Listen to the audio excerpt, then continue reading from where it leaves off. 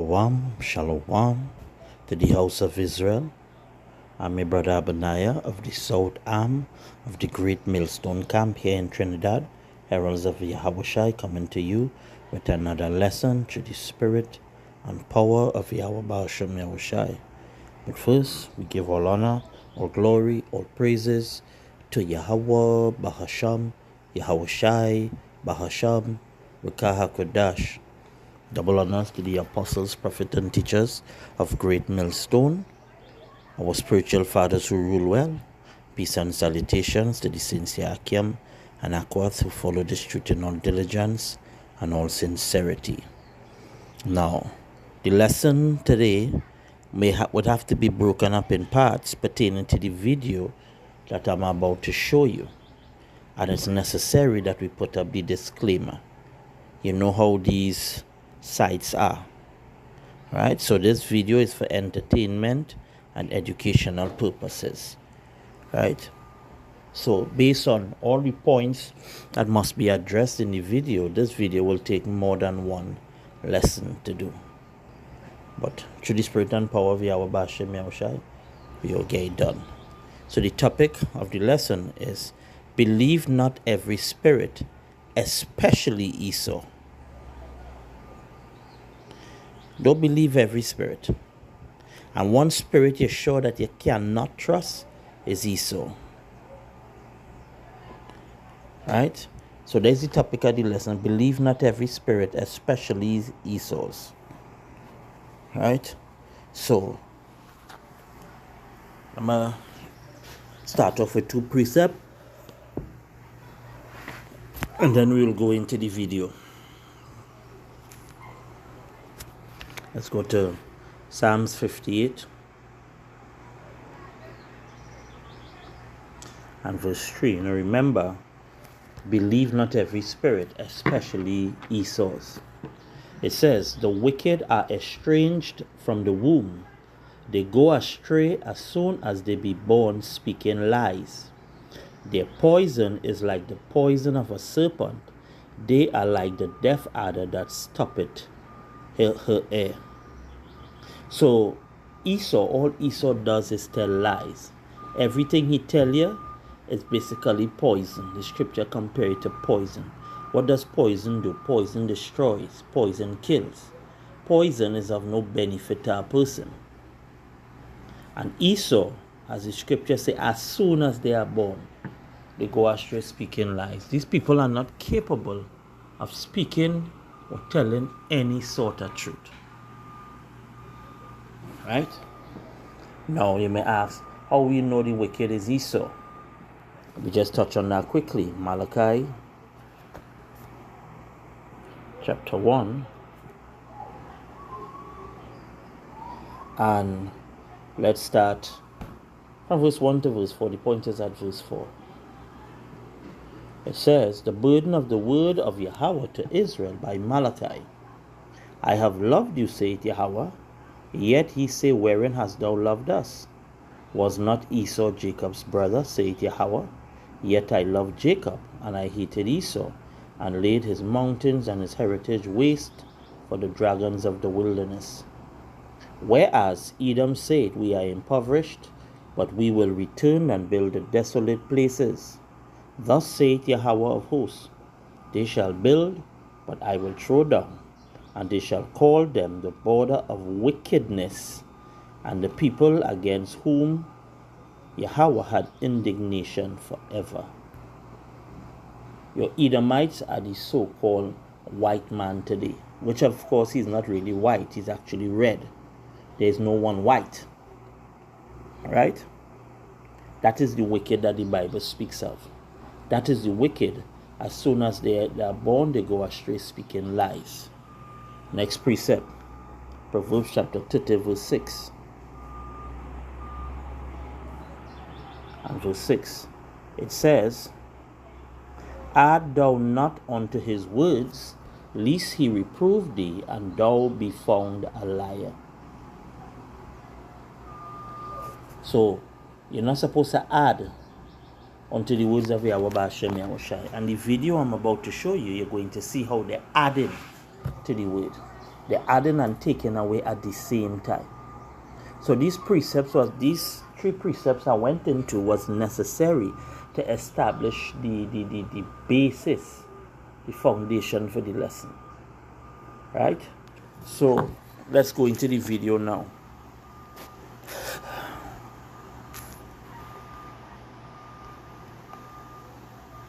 There's no mark of the beast or end times coming for us. Hey everybody, I'm Dan McClellan. I'm a scholar of the Bible and religion.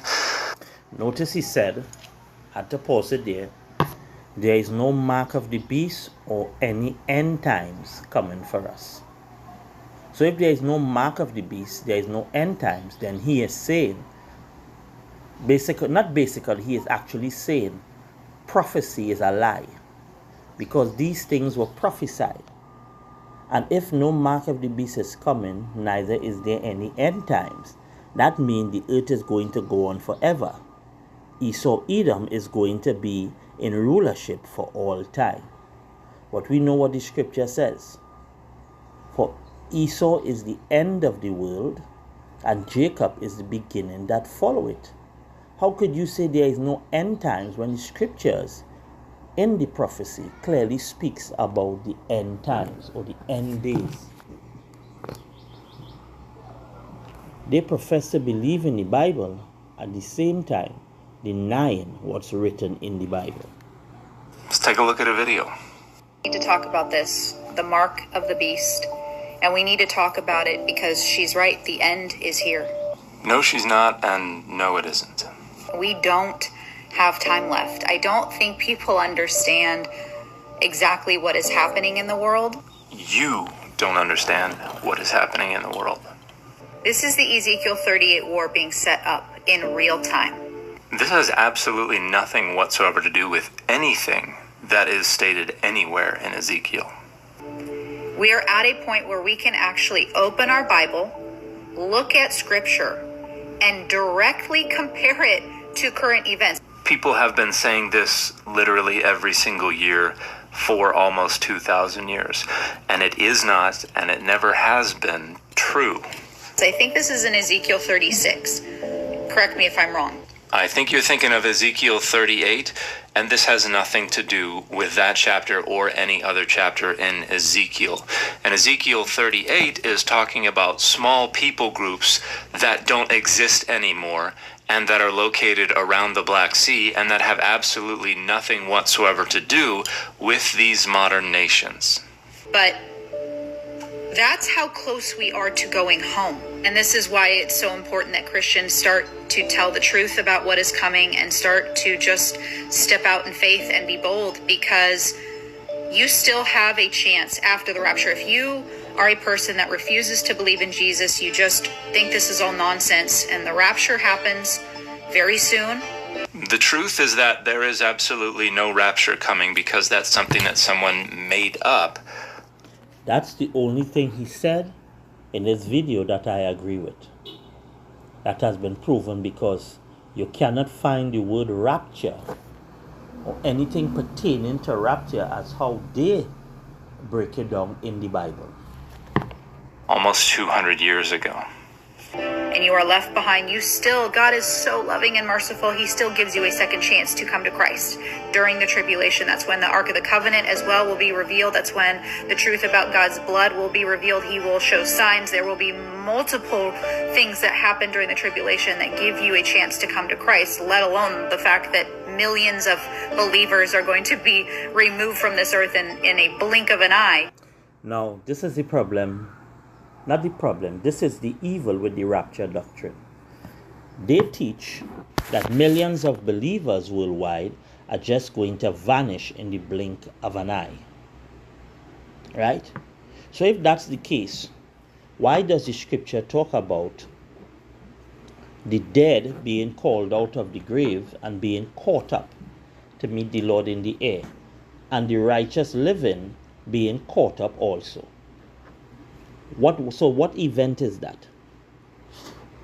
Because according to the rapture and the rapture doctrine, millions of believers are going to vanish off the face of the earth. So my question is, what about the believing dead? Where are they going to be in the rapture? See how the rapture doctrine is totally foolish. Remember, everything must happen according to prophecy, according to how the Lord Yahweh Bashem Yahushai said things were going to take place. This is why nowhere in Scripture you will find any reference pertaining to rapture. Because the rapture doctrine itself goes against prophecy, goes against what's recorded in Scripture. Excuse me, Salakia. No. None of that is going to happen. But if you receive the mark of the beast, you will never enter the kingdom of heaven. That is the last decision you will ever make. And you will spend eternity in hell. There is absolutely no mark of the beast coming and exploiting people's anxiety. Again, had to stop it. Notice she never told you what the mark of the beast was. If you're sounding that warning and telling people to be prepared for the rapture, right? You don't think you ought to be telling people what the mark is so they would know to avoid it? So nobody do accidentally take it? I mean, common sense supposed to be quite common. But notice, they would always talk about the mark of the beast, but they don't ever tell you what the mark of the beast is. And those who tell you, they are completely way off base, because they don't believe the mark of the beast is something literal. It's a physical thing. They don't believe. Some say that the mark of the beast is Sunday worship. Some say the mark of the beast is sleeping with white women. Some people say the mark of the beast is sin. And you have many outlandish and outrageous doctrines out there pertaining to the mark of the beast and what folks think it is. The mark of the beast is the RFID chip. That same chip that they're looking to chip the whole world. That chip containing all your information, your bank account, your health, the data on your health, all these different things. You're going to be opening your cars and your doors, and you're going to be making purchases with that device in your body. But they deny that because they cannot see how that chip in any way is possibly tied to the mark of the beast. Now you need to understand that Esau is a carnal man. And as a carnal man, he will do carnal things. He cannot do spiritual things, nor does he understand spiritual things. And then she also talked about hell. There is no place called hell, at least how they describe it, or what they say it is. There is no place burning on fire where the devil and his angels reside to torment anyone for all eternity. And there's definitely no second chance pertaining to this rapture where the millions of believers could be taken up and those on the earth could have a second chance. Really? How much chances a man have in his life to accept this truth? They profess to believe in the Bible but actively deny it, because the scriptures say no man can come to serve me except the Spirit of my Father draw him. So how are these millions upon millions who are left behind, how are they going to serve Yahweh Ba'Shem Yahushua if the Spirit of the Lord doesn't draw them? You making it sound like though they make it sound as though you have a choice. The illusion of free will, if you will. Now I want to get in some scriptures. I want to deal with the first thing in what he says. I ain't finished playing the rest of the video, but as I said, it will be long, so we'll have to take it in part. So the first thing he said, there is no mark of the beast. Now, does scripture say so? He said there is no mark of the beast. So let's go to the Bible. What does the Bible say? This is why the scripture say prove all things. Psalms 119 verse 104, prove all things. No, Salakia. I think it's 2 Thessalonians 5:21. Correct me, I could be a little off on it, but it says prove all things, right? Hold fast to that which is good. How do you prove all things? With precept. And notice, this is the thing with Christians and so-called scholars. They never ever provide Bible precepts. Going line upon line, precept upon precept to show you how they arrive at that understanding pertaining to scripture. They never do. Psalms 119 verse 104 says, through thy precepts I get understanding, therefore I hate every false way. So let's see if there is no mark of the beast. So we're going to Revelation chapter 13, where we hear the mark being mentioned. Revelation means to reveal. Before we go into Revelation 13, let's go to Revelation chapter 1 and read from verses 1 to 3. It says, the revelations of Yahushua HaMashiach, because his name is not Jesus, right? The revelations of Yahushua HaMashiach, which power gave unto him to show unto his servants things which must shortly come to pass. And he sent and signified by his angel unto his servant John. So how could this dude who professed to be a scholar of the Bible say that there is no mark of the beast, yet the scripture in Revelation talks about it being the mark of the beast and it's part of actual prophecy? And we see in that the Messiah, Yahushua HaMashiach, the HaMashiach, given that message unto the angels to reveal it unto his servant John. John was a prophet. What is the purpose of the prophets? To teach the people, to warn the people, to be the watchmen on the wall, to blow the trumpet, to sound the impending disaster that is about to befall persons. So you notice, this was revealed. Revelation it means to be revealed or to reveal. Verse 2, who bear record of the word of power and of the testimony of Yahushua HaMashiach and of all things that he saw. Blessed is he that readeth and heareth the words of this prophecy. So the mark of the beast is indeed part of prophecy. So when you deny that it have a mark of the beast, then you deny prophecy. And when you deny prophecy, you deny who? Yahweh Ba'Shem Yahushai, because scripture tells us that Yahushai is the spirit of prophecy. Yeah, man. And keep those things which are written therein, for the time is at hand. And let me get spirit of prophecy here.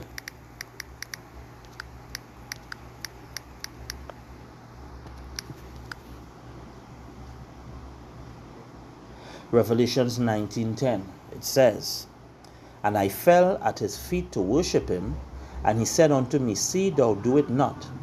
I am thy fellow servant and of thy brethren that have the testimony of Yahushai. Worship power, for the testimony of Yahushai is the spirit of prophecy.